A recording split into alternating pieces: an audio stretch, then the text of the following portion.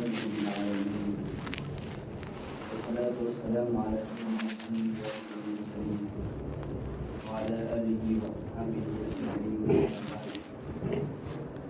أعوذ بالله من الشيطان الرجيم. بسم الله الرحمن الرحيم.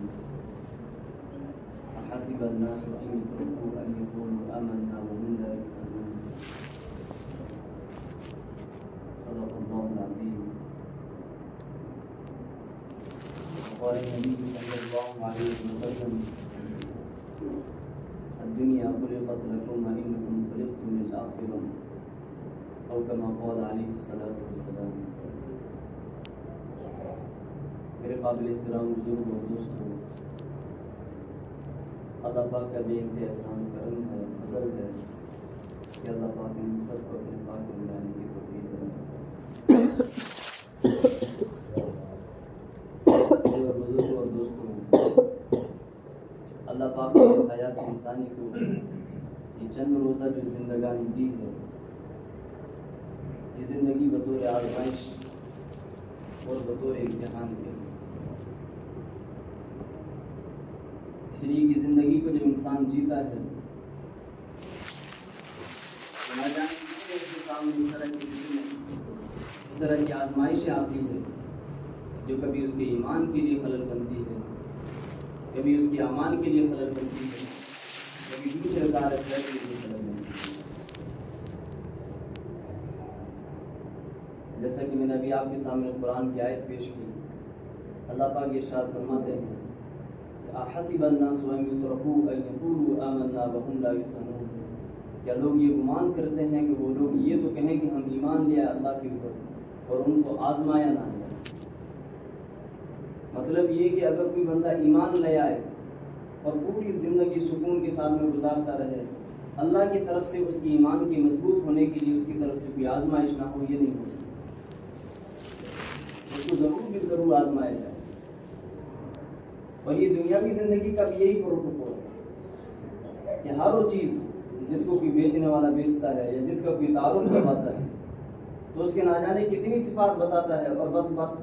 باعتبار اس کو ٹھوک ٹھوک کے بجا کر کے کہتا ہے کہ اس کی یہ صفات ہے اور یہ اچھی چیز ہے. اس طرح اگر اللہ پاک نے ہم سب کو ایمان کی دولت دی ہے تو اس کے اوپر آزمائش آنا یہ اللہ کی طرف سے ایک متعینہ فیصلہ ہے. اور آزمائش اس کے لیے سب سے بڑی آزمائش اس کا گھر ہوتا ہے، اس کی اولاد ہوتی ہے، اس کا بازار ہوتا ہے، اس کا مسجد میں آنا ہوتا ہے، اس کا دینی مجلسوں میں اٹھنا بیٹھنا، یہ ساری کی ساری آزمائشیں. یہ گھر کے اندر رہتے ہوئے بھی اللہ رسول سے اور اللہ رسول کے طریقے سے غافل ہوتا کہ نہیں ہوتا، یہ سب سے بڑی آزمائش. بازار میں ہوتے ہوئے غیر شرعی کام سے بچتا ہے کہ نہیں بچتا، یہ سب سے بڑی آزمائش. مسجد کے اندر آتے ہی اخلاص کے ساتھ میں اور ریاکاری سے بچ کر کے اللہ کے لیے لگتا ہے کہ نہیں لگتا، یہ بڑی آزمائش ہے. تو جو دنیا کے اندر کام ہوتا ہے، چاہے وہ دنیا کا ہو چاہے آخرت کا، اس کے لیے سب سے بڑی آزمائش ہے. نبی علیہ الصلوۃ والسلام نے ارشاد فرمایا: بادروا بالاعمال فتنۃ. کہ لوگوں آزمائش سے پہلے اور فتنوں سے پہلے اپنے اعمال کے اندر سبقت لے جاؤ.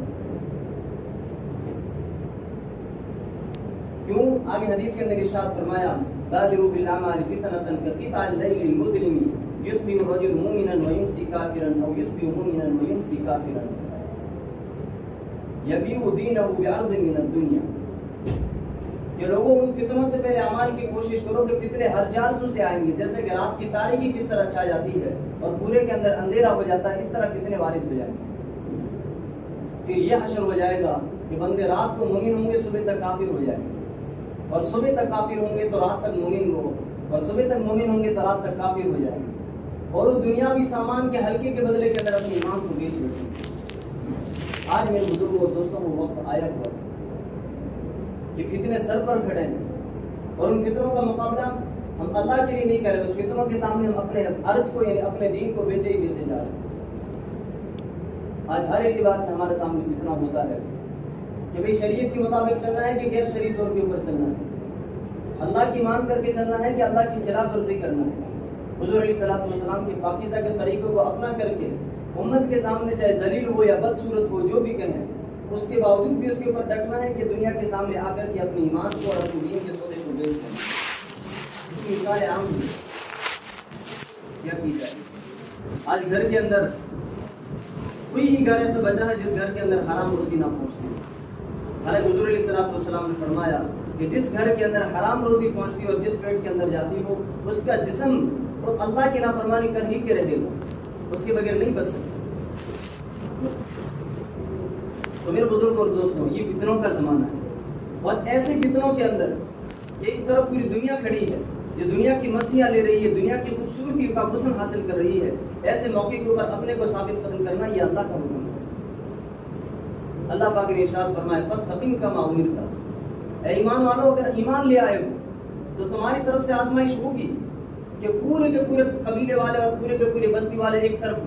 فنکشن کے اندر ہوں گے, لیکن تمہیں اسی صورت کے اندر نماز کی ادائیگی کے لیے کھڑا ہونا ہے, تمہیں اس کے اندر سے نکلنا ہے. سارے لوگ تمہیں شرعی لباس کے اعتبار سے اور شرعی حلی اختیار کرنے کے اوپر نچوڑیں گے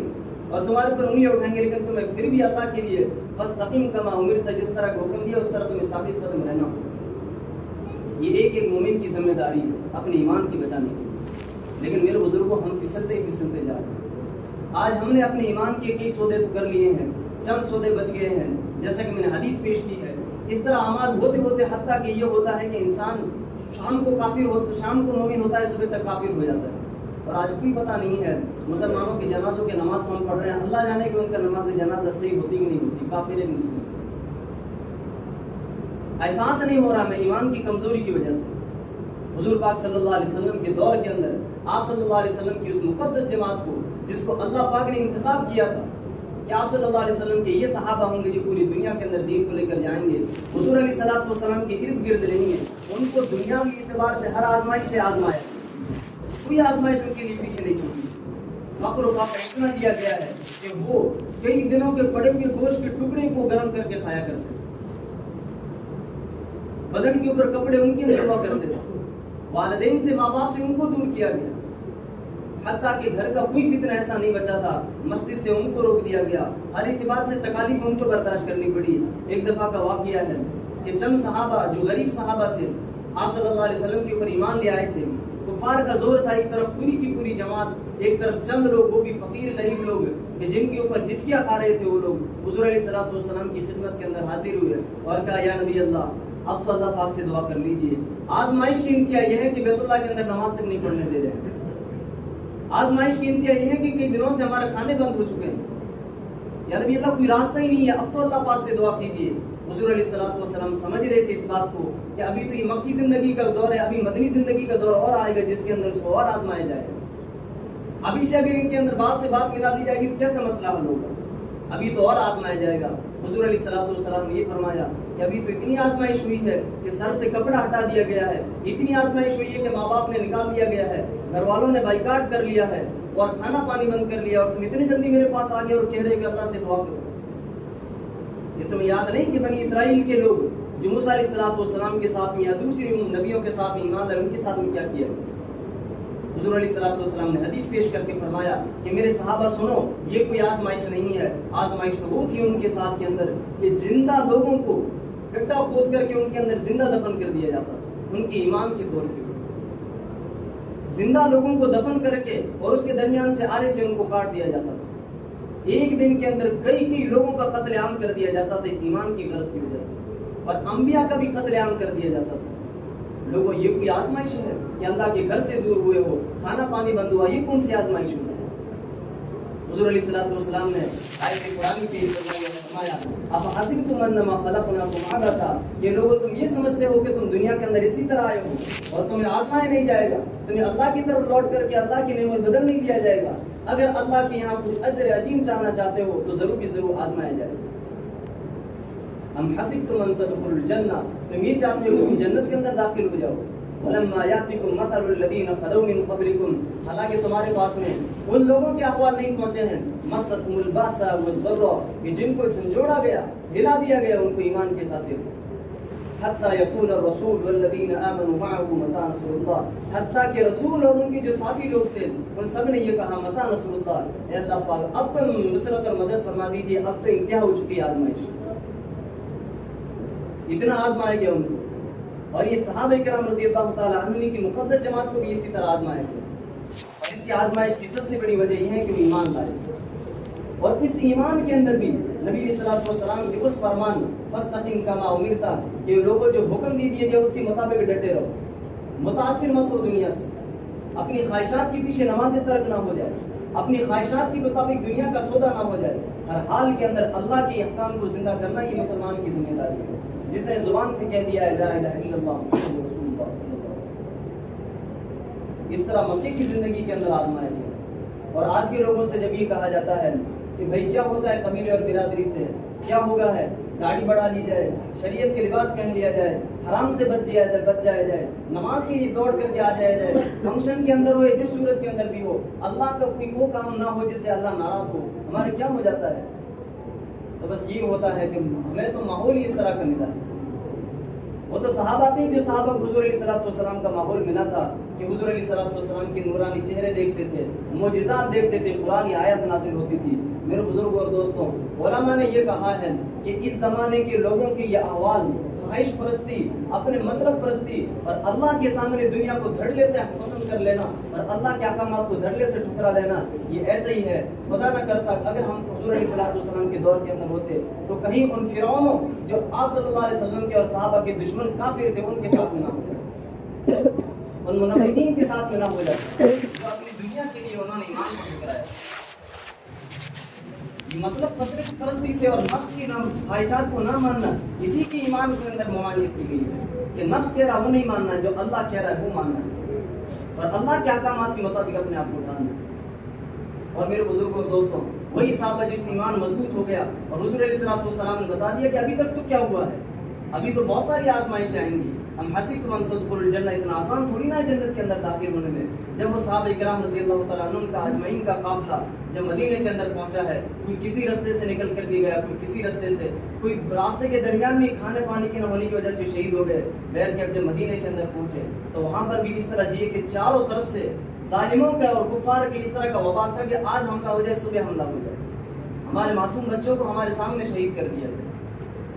حضور پاک صلی اللہ علیہ وسلم اسی حالات کے اندر صحابہ کو مضبوطی سے ثابت قدم رکھتے اور پھر فتوحات کا دور کھلا اور فتوحات ہوتی چلی گئی. اس کے بعد میں غزوہ تبوک کا موقع آیا جو کئی غزوات پر مشتمل ہو کر کے آئے تھے. صحابہ کرام رضی اللہ تعالیٰ عنہم اجمعین کا قافلے نکلے تھے, مکہ فتح ہوا اور خیبر وغیرہ فتح کر کے جو واپس آئے تھکے ہوئے تھے, کئی مہینوں کا راستہ کا سفر طے کیا تھا. تو آپ صلی اللہ علیہ وسلم نے فرمایا میرے صحابہ اب تبوک کی طرف جانا ہے جو کئی میل کی دوری کے اوپر. صحابہ کرام رضی اللہ عنہ کے ایمان تو مضبوط تھا لیکن اس کے باوجود بھی تھکاوٹ کی وجہ سے ان کو یہ احساس ہونے لگا اور انہوں نے کہا یا نبی اللہ کچھ دیری کر لیجیے, کچھ رک جاتے ہیں, اس کے بعد میں ہم چلیں گے, ابھی فصلیں بھی کٹائی کو پہنچ چکی ہے اور تھوڑی تھکاوٹ بھی ہے. آپ صلی اللہ علیہ وسلم کے اوپر فوراً قرآن کا نازل ہوا اور قرآن نے یہ کہا ہے انفروا خفافا وثقالا وجاہدوا باموالکم وانفسکم. اے لوگوں, یہ کوئی ایمان کا خطرہ نہیں ہے کہ تم یہ کہہ رہے ہو کہ ہم تھکے ہوئے ہیں. چاہے تھکے ہوئے ہو, چاہے چست ہو, مال ہو کہ نہ ہو, اللہ کے راستے کے اندر نکلنا پڑے گا اور اللہ کے راستے کے اندر جہاد کرنا پڑے گا اپنے مال کے ذریعے اور اپنے جان کے ذریعے. صحابہ نکلے اور بعض صحابہ جو اس طرح یوں چھوڑ رہے تھے کہ ابھی رک جانا چاہیے, بعد کے اندر چلا جانا چاہیے. قرآن نے تنبیہ کی قل متاع الدنیا قلیل والآخرۃ خیر وابقیٰ. کہ لوگوں دنیاوی زندگی کے سامنے جو مختصر سی زندگی ہے, جیتے جیتے جوانی کو پہنچ جاتے ہیں, جوانی ڈھل کر کے بڑھاپے کو آ جاتی ہے اور پتہ نہیں لگتا کہ مسجدوں کے اندر اعلان ہو جاتے ہیں اور جنازے اٹھ جاتے ہیں. اس مختصر سی زندگی کے پیچھے تم آخرت کے لیے کہ جس کے اندر کبھی موت نہیں ہے, کبھی بڑھاپا نہیں ہے, کبھی کوئی فنائیت نہیں ہے, ہمیشہ ہمیشہ رہنا ہے, اس کو تم اس کے اوپر ترجیح دے رہے ہو.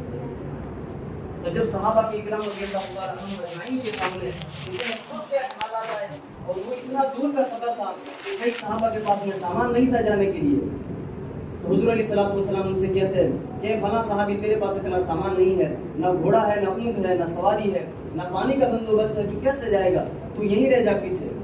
تو وہ سب صحابہ جب پیچھے لوٹتے قرآن نے یوں کہا تولوا اعینہم تفیض من الدم حزنا الا یجدوا ما ينفقون. جب وہ سامان نہ ہونے کی وجہ سے اور حضور علیہ الصلوۃ والسلام ان کو واپس کر رہے ہیں کہ صحابہ واپس ہو جاؤ تمہارے پاس سامان نہیں ہے, تو اس طرح لوٹتے کہ ان کی آنکھوں سے آنسو ٹپک رہے تھے. تفیض من الدم, ان کی آنکھوں سے آنسو ٹپکا رہے تھے. حزنا, اس غم کی وجہ سے, اللہ یجدوا ما ينفقون, کہ ان کے پاس اتنا سامان نہیں ہے کہ حضور علیہ الصلوۃ والسلام کے ساتھ جنگ کے اندر چل سکے. یہ ان کو خطرہ ہوا کرتا تھا، یہ ان کی ایمانی حرص اور ایمانی لالچ ہوا کرتا تھا۔ آج میرے بزرگ اور دوستوں، دنیا کے اوپر ترجیح دینا عام ہو گیا ہے، دنیاوی مسائل کو حل کرنا آسان ہو چکا ہے، آخرت کی زندگی بالکل ایک طرف ہو چکی ہے۔ اور کسی نوجوان کے اور کسی کو جب دین کی بات کہی جاتی ہے تو یوں کہہ دیتے ہیں کہ اللہ غفور الرحیم ہے، ٹوٹی پھوٹی کر لیتے ہیں، جیسی ہوگی ویسی ہوگی، اور نہیں ہوئی تو اللہ مالک اللہ کر دے گا۔ اللہ بندوں کی طرف حسد کرنے والا نہیں ہے، اللہ بندوں کی طرف پکڑنے والا نہیں ہے۔ میرے بزرگوں، یہ کیوں بات پیش آ رہی ہے؟ ہم نے قرآن کبھی کھولا نہیں، حدیث ہم نے کھولی نہیں، اللہ کا خوف اور اللہ کی خشیت ہمارے دلوں کے اندر آئی نہیں، نبی علیہ السلام کا عشق اور طریقہ ہمارے سامنے آیا نہیں، صحابہ کی مقدس زندگی ہم نے کبھی پڑھی نہیں، سنی نہیں، تو پھر یوں ہی سوچتے ہیں زمانے کو دیکھ کر کے کہ بہت ساری مساجد خالی ہیں، ان میں سے ایک میں بھی ہوں تو کیا ہو جائے۔ حالانکہ قرآن یہ کہتا ہے، اللہ پاک نے ان لوگوں کی بھی جواب دیا ہے، اللہ نے فرمایا انی بدونی انی انا الغفور الرحیم، اے میرے لوگوں عبادت کرتے رہو، ہر حال کے اندر عبادت کرتے رہو۔ ہاں، عبادت کے اندر کمزوری آئے گی کہ نمازوں کے اندر خشوع خضوع نہیں رہا، نمازوں کے اندر وہ چستی نہیں رہی، جو اللہ کے مطالبہ جس طرح اللہ چاہتے ہیں ہم ایسی عبادت نہیں کر چکے، تو انی انا الغفور الرحیم، تو میں تو غفور الرحیم ہوں، میں بخش دوں گا، تم جیسے ویسے حاضر تو ہو، میرے گھر کے اندر حاضری تو دو، میرے جو احکامات کے مطابق کھڑے تو ہو۔ وَأَنَّ عَذَابِي هُوَ الْعَذَابُ الْأَلِيمُ، اے لوگوں جو یہ خیال کر دیتے ہیں کہ اللہ تو غفور الرحیم ہی ہے، گناہ کرتے رہیں گے، اللہ کی نافرمانی کرتے رہیں گے، اس کے باوجود بھی ہم یہ سوچتے رہیں گے کہ کس نے دیکھی ہے قبر، کس نے دیکھی ہے جنت جہنم، ہوتا رہے گا۔ اللہ کا کھلا اعلان ہے، انی انا الغفور الرحیم وَأَنَّ عَذَابِي هُوَ الْعَذَابُ الْأَلِيمُ، اے میرے لوگوں اگر میں عذاب دینے پر آ گیا، پکڑ کھانے کے اوپر آ گیا، تو میری پکڑ سب سے زیادہ سخت ہے۔ ان بطش ربک لشدید، میری گرفت اتنی سخت ہے کہ جس کی کوئی آزمائش نہیں ہو سکتی۔ اور صحابہ کرام رضی اللہ تعالی عنہم اجمعین، آپ صلی اللہ علیہ وسلم کے فرمودات کے مطابق اللہ پاک کی خشیت اتنی دلوں کے اندر آ گئی تھی کہ اللہ کے نبی علیہ السلام نے ممبر پر کھڑے ہو کر کے صحابہ سے کہا، اے صحابہ، اللہ سے غافل ہو رہے ہو، اللہ کے خوف اور اللہ کی خشیت تمہارے دلوں سے نکل رہی ہے، دنیا کے اوپر لالے ٹپکانے کی بیٹھ گئے ہو، اس لیے تم نہیں آئے ہو۔ لوگوں سنو، وقودها الناس والحجارہ، اللہ نے جہنم تیار کی ہے جس کا ایندھن جو ہوگا آگ اور پتھر ہوگا، جس کا ایندھن انسان اور پتھر ہوگا۔ ایک حبشی غلام کے بارے میں آتا ہے، اللہ کا خوف سے ڈرنے والا بچہ وہیں ہچکی ماری اور اس کے انتقال ہوا۔ یہ اللہ کا خوف تھا ان کے دلوں کے۔ آج قرآن تو قرآن پیش کیا جا رہا ہے، حدیث و حدیث پیش کی جا رہی ہے، تبلیغی جماعت والے بھائی گھر گھر کے اوپر آ کر کے کہہ رہے ہیں، کوئی احساس نہیں ہے، ماہ رمضان کا مقدس مہینہ بھی چل رہا ہے اور حالات کس تناظر کے اندر کسی کو کوئی فکر نہیں ہے کہ حالات کس موڑ کے اوپر کھڑے ہیں۔ ہندوستان کے حالات بھی اس طرح کے ہیں، ہمیں نہیں معلوم، کئی اکابرین کا یہ کہنا ہے اور انہوں نے یہ کہا ہے کہ کوئی دن دور نہیں ہے کہ یہاں پر بھی حالات کی آزمائش ہو اور یہاں ایمان کی چھٹائی ہو۔ اگر ایمان مضبوط نہیں ہوا تو خدا نہ کرے سے ان حالات کی مشکلات کے اندر ہم اس دنیا کے مطابق اپنے ایمان کا سودا نہ کریں، اس لیے ایمان کو مضبوط کرنے کی ضرورت ہے۔ میرے ایک استاد محترم نے کہا، آنکھوں میں آنسو آنے والا جیسا واقعہ فرما رہے تھے کہ میں بھی ٹرین میں تھا، میرے ساتھ میں کوئی دوسرے بزرگ تھے، کوئی تبلیغی جماعت کے بھائی تھے، کچھ گنڈے لوگ آئے اور انہوں نے کہا کہ نعرے بازی کرو۔ انہوں نے کہا کہ بھائی تمہیں کیا لینا دینا نعرے بازی سے، میں اپنی جگہ پر بیٹھا ہوں، ریزرویشن کرو، میری سیٹ ہے، تمہیں کیا لینا دینا۔ تو انہوں نے اس طرح ان کو جھپکا اور ان کے کپڑے بھی پھاڑے، اور حضرت فرما رہے تھے کہ خدا نہ خواستہ پتہ نہیں میرے اوپر نظر نہیں پڑی کہ مجھے نہیں چھیڑا انہوں نے۔ ایک دوسرا مسلمان بھائی وہاں بیٹھا تھا جس کے نہ سر پہ ٹوپی تھی نہ چہرے کے اوپر داڑھی تھی اور اس کا لباس بھی ایسا ہی تھا کہ جس سے لگ نہیں رہا تھا کہ مسلمان ہے۔ جب اس کو جھاڑ جھپٹ کر کے اور اس کو آگے پیچھے کر کے تکلیف دے کر کے جب گنڈے چلے گئے تو اس بھائی کا کہنا یہ تھا کہ مولوی صاحب دیکھ لو یہ داڑھی کا نتیجہ، مولوی صاحب دیکھ لو کہ یہ تمہارا شریعت کا لباس ہے اور سر پہ ٹوپی، اس کا نتیجہ یہ کہ تمہارے اوپر ظلم ہو رہا ہے، ورنہ آج ہمیں کون کہنے والا۔ میرے بزرگوں، ایمان کا سودا ہو چکا تھا وہاں۔ یہ ایمان کی حالت ہے ہماری، اگر یہ ایمان کی حالت اپنے ایمان کو مضبوط نہ کیا، میرے بزرگوں کوئی بھائی نہیں ہے، جب چاہتے ہیں نمازیں ہوتی ہے، تراویح کی کوئی اہمیت نہیں، احکام و شریعت کی کوئی اہمیت نہیں ہے، ایسے کیسے کلمہ نصیب ہو جائے۔ ایک تابعین کا قول ہے، ایک تابعین فرماتے ہیں 70 صحابہ سے ملاقات کی ہے اور 70 صحابہ کو اس بات کے اندر روتے ہوئے دیکھا ہے، جب جب بھی ان سے ملاقات ہوتی ہے اور کہتی تو یوں کہتے ہیں، لوگوں ہمارے لیے دعا کرو، اللہ خاتمہ بالخیر نصیب فرما، اللہ ہمیں موت کے وقت کلمہ نصیب فرما دے۔ ایک صحابہ کی بات ہے جس کو قرآن یوں کہتا ہے، کلم وعد اللہ الحسنى، کہ سارے کے ساروں کے بارے میں اچھائی کی بشارت ہے، یہ سارے کے سارے جنتی ہیں۔ اس کے باوجود بھی یہ کہتے ہیں اے لوگوں ہمارے لیے دعا کرو کہ اللہ ہمارا خاتمہ نصیب فرما دے، موت کے وقت میں کہیں کلمہ ایسے نہ ہو کہ زبان سے چھن جائے اور ہم حضور علیہ السلام سے اللہ کی گرفت میں نہ آ جائے۔ میرے بزرگ اور دوستوں، ایمان کی دولت بڑی ہے لیکن ہمارے پاس اس کی قدر نہیں ہے، اس کی قدر کرنے کی ضرورت ہے۔ سبق حاصل کر لیجیے ان فلسطینیوں سے کہ جو تیسرے دور کے اندر بھی ان کی مساجد ٹوٹ چکی ہے۔ ابھی کی نیوز یہ ہے کہ انہوں نے مسجد اقصیٰ کے اندر 70,000 کے قافلے میں نماز ادا کی ہے، چاروں طرف فورس کھڑی ہے، حملہ کبھی بھی ہو سکتا، ان کے اوپر کوئی امکان نہیں ہے۔ اللہ کے اوپر بھروسہ کر کے اللہ کے گھر کو آبادی کے لیے یہ قربانی دی، اس کے اندر نماز ادا کی ہے۔ بہت ساری ویڈیو وائرل ہو رہے ہیں جس طرح مائیں پریشان ہو رہی ہے، اپنے معصوم بچوں کو اٹھا کر اللہ کے سامنے یوں پیش کرتی ہے اور کہتی ہے اللہ اب تو راضی ہو گیا ہوگا ہماری کو۔ ان کے گھر برباد ہو گئے، باہر خیمے لگا ہو کر بیٹھے ہیں لیکن ایمان کا سودا نہیں کیا، ان کفار کے سامنے ڈٹے ہوئے ہیں اور کہہ رہے ہیں مسجد اقصیٰ کی حرمت ہمارے اندر ہے، اللہ کے دین کو ہم باقی کر کے اور زندہ کر کے رہیں۔ اتنی ان کے پاس میں پانی بھی نہیں ہے، کئی لوگ ملبوں کے نیچے دب چکے ہیں جن کو نہ پانی ملا، نہ کھانی ملا، نہ کفن ملا، اسی کے اندر دفن ہو کر کے مر گئے۔ کئی لوگ زخمی ہاسپٹلوں کے اندر پڑے ہیں، لیکن جو وہاں کے مجاہدین ہیں ان کو پتا ہے گھر والے پورے ذبح ہو چکے ہیں، کوئی ان کو شہریت نہیں دی جا رہی ہے، کوئی تنخواہ نہیں دی جا رہی ہے، پھر بھی اللہ کے سامنے کوئی پہاڑوں پہ چھپے ہوئے ہیں، کوئی کسی غار سے چھپے ہوئے کفار کا مقابلہ کر، اور نمازیں ان کی پابندی سے ہو رہی ہے، روزے ان کی پابندی سے ہو رہی ہیں۔ یہاں سب کچھ اللہ نے دیا ہے، ایسی ہے، کولر ہے، پنکھے ہیں، پانی موجود ہے، ہر سہولت موجود ہے، مساجد پھر بھی خالی ہوئی۔ پھر کیا ہم ایمان کی عظمت کے لیے کچھ کر سکتے ہیں؟ ارے ایک کافر بندہ، لوگ ہندوؤں کو تم نے دیکھا ہوگا بڑے بازار کے اندر ننگا گھومتا ہے، پنڈت سب نے دیکھ لیا ہوگا اس کو، اور کہتا ہے ہمارا دھرم ہے، دھرم کے خاطر کے اوپر انہوں نے اپنے ماں باپ کی عزت نہ دیکھی اور ننگا ہو کر کے گھوم گیا، اور اپنے مسلمان ہیں جو ایک دھرم کے لیے اللہ کے گھر میں نہ آ سکے، اپنے اس دھرم کو زندہ کرنے کے لیے روزہ نہ سکے، اس ایمان کو زندہ کرنے کے لیے قرآن پاک جیسی مقدس آیات نہ سن سکے۔ میرے بزرگوں اور دوستوں، خدا نہ خواستہ بڑے بڑے علماء کا یہ کہنا ہے کہ اب ڈر اس بات کا لگتا ہے کہ مسلمانوں کے اوپر کوئی اعضاء مسلط نہ ہو، ان کو زمین کے اندر نہ دھنسا دیا جائے، کہ ایک طرف کی مسلمانوں کا تو یہ حالات ہیں کہ ہر اعتبار سے ان کو دبا دیا گیا ہے، اس کے باوجود بھی اللہ کے لیے کھڑے ہیں، اور دوسری طرف کے مسلمانوں کی خواب غفلت، کم از کم ان کے لیے دعا تو کر سکتے ہیں اللہ کے سامنے، خود بھی ایمان کی فکر نہیں ہے، دوسروں کے لیے کیا ہو سکتا ہے؟ اس لیے میرے بزرگوں اور دوستوں، میں نے کہا نا یہ دنیا آزمائش کی جگہ ہے، آزمائش کسی بھی صورت کے اندر آ سکتی ہے، گھبرانا نہیں ہے، ایمان کے اوپر مستقیم رہنا ہے۔ اہل اسلام اور اہل ایمان ہمیشہ حالات کے اندر رہا ہے، کبھی ان کے حالات ٹھیک نہیں ہے، اور کسی نے خوب کہا ہے کہ ایمان جو مسلمان جو مرتا ہے وہ مرتا نہیں ہے، قید سے چھٹکارا پاتا ہے اور اللہ کے گھر جاتا ہے۔ تو دنیا ہی آزمائش ہے ہمارے لیے، اس لیے اپنے ایمان کو مضبوط کیجیے، خدا نہ خواستہ اس طرح نہ ہو کہ ماہ رمضان کے آخری عشرہ چل رہا ہے، شروع ہونے والے ہی کل پرسوں سے، اس لیے اس کی حفاظت کریں، اس ماہ مقدس کو کچھ استعمال کر لیں اور اللہ کے یہاں اپنا ٹھکانہ پا لیں، دوسروں سے عبرت حاصل کریں۔ علامہ اقبال نے خوب کہا تھا، یہ شعر پورا کا پورا نوجوانوں کے اوپر پیش آتا تھا، اب کے زمانے کے نوجوان کی اس طرح نہیں اس کے اوپر پیش آئے۔ علامہ اقبال نے کہا تھا کہ مسجدوں کے دائرے کو وسیع کر لو، کہا تھا کہ نمازیوں کے سیلاب آنے والے ہیں، سنا ہے کہ ماہ رمضان آنے والا ہے، مسجدوں کے دائرے کو وسیع کر لو کہ اب ایک ماہ کا مسلمان آنے والا ہے۔ لیکن میرے بزرگوں، اب ان مہینوں میں یہ چلا ہے کہ ایک ماہ کا بھی مسلمان نہیں ہے، کہاں غیر رمضان میں بھی وہی ایک صف ہو رہی تھی، رمضان کے اندر بھی وہی صف ہو رہی ہے، کم از کم اس مہینے کی تو قدر ہو، آخری عشرہ ہے، قرآن پاک کے چند پارے بچ گئے ہیں، قرآن پاک کو بھی سنیں، اپنے ایمان کو اللہ کے سامنے مضبوط کرے اور اپنے آخرت کی فکر کرے۔ کوئی ساتھ نہیں دے گا، یہ ساری حسن و جمال، ساری خوبصورتیاں قبر تک ساتھ میں، اس کے بعد میں کوئی نہیں ہے، ایک ایک سے فردن پوچھا جائے گا۔ اللہ کی پکڑ بھی بڑی سخت ہے اور اللہ پاک کی رحمت بھی بڑی سخت ہے، اللہ پاک کی رحمت پر نظر رکھتے ہوئے اللہ کی طرف دوڑے آئیں، خدا نہ خواستہ اللہ پاک ہماری مغفرت کرے، اللہ پاک ہمیں سننے سے